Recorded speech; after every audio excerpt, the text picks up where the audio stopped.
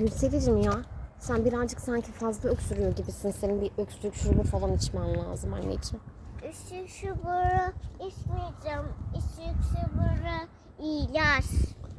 İğrenç mi? Hı hı. Anneciğim o iğrenç dediğin ilaçlar seni iyileştiriyor ama.